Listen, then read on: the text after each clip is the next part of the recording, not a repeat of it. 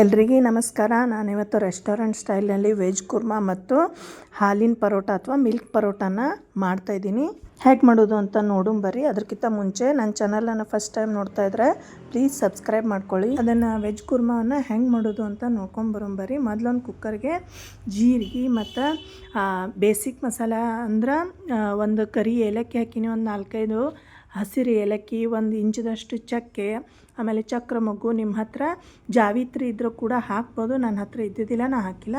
ಅದಾದಮೇಲೆ ಒಂದು ಬೌಲ್ನಷ್ಟು ಅಂದರೆ ಒಂದು 10-15ರಿಂದ ಮಖಾನ, 1-2 ಮೀಡಿಯಮ್ ಸೈಜದ್ದು ಈರುಳ್ಳಿ, 1-2 ಟೊಮೆಟೊ, ಮತ್ತೊಂದಿಷ್ಟು ಬೀನ್ಸ್, ಕ್ಯಾರೆಟು, ಆಮೇಲೆ 5-8 ಗೋಡಂಬಿ, 2-3 ಬ್ಯಾಡಗಿ ಮೆಣಸಿನ್ಕಾಯಿ ಹಾಕ್ಕೊಂಡು ಸ್ವಲ್ಪ ಉಪ್ಪು, ಸ್ವಲ್ಪ ಎಣ್ಣೆ ಹಾಕಿ ಒಂದು 30 ಸೆಕೆಂಡ್ ಅದೆಲ್ಲ ಉಪ್ಪು ಮತ್ತು ಎಣ್ಣೆ ಎಲ್ಲ ವೆಜಿಟೇಬಲ್ಗೆ 30 ಸೆಕೆಂಡ್ಗಳ ಕಾಲ ಫ್ರೈ ಮಾಡಿಕೊಂಡು ಒಂದು ಬೌಲ್ ಅಥವಾ 1 ಕಪ್ದಷ್ಟು ನಾನು ನೀರು ಹಾಕಿ 1 ವಿಸಲ್ ಬರುತ್ತಾನೆ ಮೀಡಿಯಮ್ ಟು ಲೋ ಫ್ಲೇಮ್ದಲ್ಲಿ ಇಟ್ಟು ಒಂದು ಸೀಟಿ ಬರುತ್ತಾನೆ ಕುಕ್ಕರ್ ಕೂಗಿಸ್ಕೋಬೇಕು.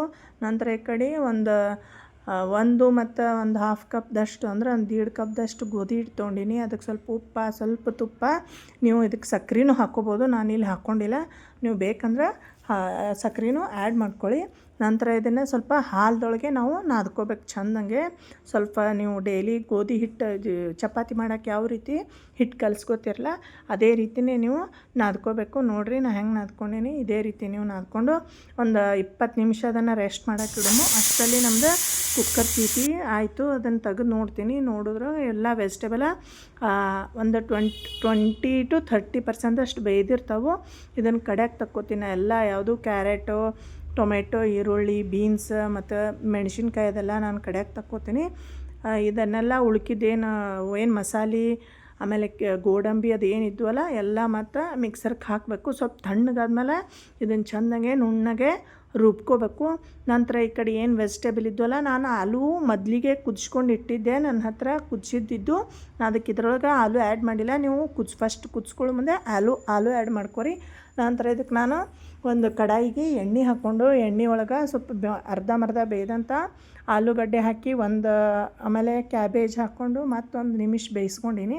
ಅದಾದಮೇಲೆ ನಂತರ ಕ್ಯಾರೆಟು, ಆಮೇಲೆ ಬೀನ್ಸ್ ಎಲ್ಲ ಒಂದೊಂದು ನಿಮಿಷ ಸ್ವಲ್ಪ ಫ್ರೈ ಮಾಡ್ಕೋಬೇಕು ಎಣ್ಣೆಗೆ.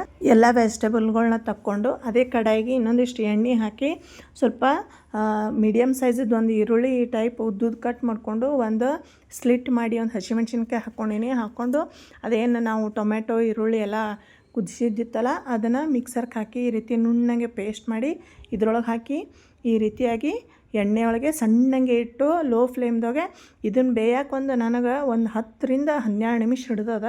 ಹಿಂಗೆ ಮುಚ್ಚೋದು ತೆಗೆದು ಸೀದು ಹೋಲಾರ್ದಂಗೆ ಸ್ವಲ್ಪ ಹಾಗೆ ನೀವು ಕೈ ಆಡಿಸ್ಕೋತ ಇಡಬೇಕು. ನಂತರ ಇದಕ್ಕೆ ಏನದು ಚೆಂದ ಫ್ರೈ ಆದಮೇಲೆ ನಾನೇನು ವೆಜಿಟೇಬಲ್ ಎಲ್ಲ ಫ್ರೈ ಮಾಡಿ ಇಟ್ಕೊಂಡಿದ್ನಲ್ಲ ಅದಕ್ಕೆ ಮತ್ತು ಸ್ವಲ್ಪ ಪನ್ನೀರ್ನು ಒಂದು 25-30 ಗ್ರಾಮ್ದಷ್ಟು ಪನ್ನೀರ್ ಹಾಕ್ಕೊಂಡಿನಿ. ಆ ಪನ್ನೀರ್ ಹಾಕ್ಕೊಂಡು ಅದನ್ನು ಸ್ವಲ್ಪ ಚೆಂದಂಗೆ ಎಲ್ಲ ಆ ಗ್ರೇವಿ ಒಳಗೆ ಕೂಡ್ಕೊಳ್ಳಂಗೆ ಹಾಕ್ಕೊಂಡಿನಿ. ನಂತರ ಇದನ್ನು ಕಲಿಸ್ಕೊಂಡ್ಮೇಲೆ ಸ್ವಲ್ಪ ಕಸೂರಿ ಮೇಥಿ, ನಾನು ಸ್ವಲ್ಪ ಕಿಚನ್ ಕಿಂಗ್ ಮಸಾಲ ಒಂದು 1/4 ಟೀ ಸ್ಪೂನ್ದಷ್ಟು ನಾನು ಕಿಚನ್ ಕಿಂಗ್ ಮಸಾಲನ ಹಾಕ್ಕೊಂಡಿನಿ. ಹಾಕ್ಕೊಂಡು ಕಲಿಸಿದ್ಮೇಲೆ ಸ್ವಲ್ಪ ಇದು ಗ್ರೇವಿ ಇನ್ನೂ ಸ್ವಲ್ಪ ಕುದಿಬೇಕಲ್ಲ, ಅದಕ್ಕೆ ನಾನು ಸ್ವಲ್ಪ ಬಿಸಿ ನೀರು ಹಾಕ್ಕೊಂಡಿನಿ. ನೀವು ಬಿಸಿ ನೀರು ಹಾಕೋರಿ, ತಣ್ಣೀರು ಹಾಕ್ಕೊಂಡ್ರೆ ಇದು ಸ್ವಲ್ಪ ಅಷ್ಟು ಅದರದ್ದು ಕುಕ್ಕಿಂಗ್ ಸ್ಪೀಡ್ ಕಡಿಮೆ ಆಗ್ತದೆ. ನೋಡಿರಿ ಈ ರೀತಿ ಒಂದು ಸಲ ಮುಚ್ಚಿಡಬೇಕು. ನಂತರ ನಾನು ಮನೆಯಾಗೆ ಫ್ರೆಶ್ ಕೆನೆ ಇತ್ತಲ್ಲ, ಕೆನೆ ಸ್ವಲ್ಪ ಹಾಲು ಇದ್ದಿದ್ದನ್ನು ಹಾಕಿ ಮತ್ತೊಂದು 5 ನಿಮಿಷ ಮುಚ್ಚಿಟ್ಟು ಕುದಿಸೋಕಿಡ್ತೀನಿ. ಇದನ್ನು ಸೈಡಲ್ಲಿ ತೆಗೆದಿಟ್ಟು ನೆಕ್ಸ್ಟ್ ಈ ರೀತಿ ನಾನು ಮತ್ತು ಚಪಾತಿಯನ್ನು ಮಾಡ್ತಾಯಿದ್ದೀನಿ. ಇದು ಹಾಲು ಚಪಾತಿ ಅಂತ ಹೇಳ್ತಾರೆ ಅಥವಾ ಮಿಲ್ಕ್ ಪರಾಟ ಅಂತ ಕರಿತೀವಿ. ಹಾಲೇನೆ ನೀವು ಆ ಹಾಲು ನಾನು ಹಿಟ್ಟು ಕಲಿಸ್ಕೊಳ್ಳೋ ಮುಂದೆ ಹೇಳಿಲ್ಲ, ಸ್ವಲ್ಪ ಮಿಲ್ಕ್ ಪೌಡ್ರ್ ಬೇಕಂದ್ರೆ ನೀವು ಆ್ಯಡ್ ಮಾಡ್ಕೋಬೋದು. ನಾನು ಇಲ್ಲಿ ಮಾಡ್ಕೊಂಡಿಲ್ಲ. ನೋಡಿರಿ ಈ ರೀತಿ ಸ್ಕ್ವೇರ್ ಶೇಪ್ ಮಾಡಿದ್ರೆ ಒಂದು ಸ್ವಲ್ಪ ಚೆನ್ನಾಗಿ ಕಾಣಿಸ್ತದೆ. ನೀವು ಬೇಕಂದ್ರೆ ರೌಂಡ, ಟ್ರ್ಯಾಂಗಲ್, ನಿಮ್ಗೆ ಯಾವ ರೀತಿ ಬೇಕು ಆ ರೀತಿ ಚಪಾತಿ ಮಾಡಿಕೊಂಡು ಹಾಕೋರಿ. ನೋಡಿರಿ ಇದಕ್ಕೆ ನಾನು ತುಪ್ಪ ಹಾಕಿ ಬೇಯಿಸ್ಕೊಳಕತ್ತೀನಿ.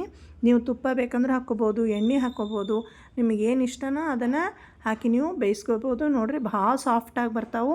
ನೀವು ಒಂದು ಸಲ ಟ್ರೈ ಮಾಡಿರಿ. ಇದನ್ನು ತುಂಬ ಟೇಸ್ಟಿಯಾಗಿ ಬಂದಿತ್ತು, ರುಚಿನೂ ಹಾಗೆ ಇತ್ತು. ಆಮೇಲೆ ವೆಜಿಟೇಬಲ್ ಇದ್ದಿದ್ದೂ ತುಂಬ ಹೆಲ್ದಿನೂ ಅಂತ ಹೇಳ್ಬೋದು. ಹೋಗಿ ರೆಸ್ಟೋರೆಂಟ್ದಲ್ಲಿ ತಿನ್ನೋದಕ್ಕಿಂತ ನಾವು ಮನೆಯಲ್ಲೇ ಈ ರೀತಿ ಟೇಸ್ಟಿಯಾಗಿ ಮತ್ತು ಹೆಲ್ದಿಯಾಗಿನೂ ನಾವು ಮಾಡ್ಕೋಬೋದು. ನೋಡಿರಿ ಎಷ್ಟು ಚಂದ ಬಂದದ. ಇದೇ ರೀತಿ ನಾನು ಎಲ್ಲವನ್ನು ಮಾಡ್ಕೊಂಡೀನಿ. ನೋಡಿರಿ ನಾನಿದು ಮತ್ತು ಗೋಧಿ ಹಿಟ್ಟಲೆ ಮಾಡ್ಕೊಂಡೀನಿ, ಮೈದಾ ಹಿಟ್ಟಿಲ್ಲ, ಮೈದಾ ಹಿಟ್ಟನ್ನು ಬಳಸಿಲ್ಲ.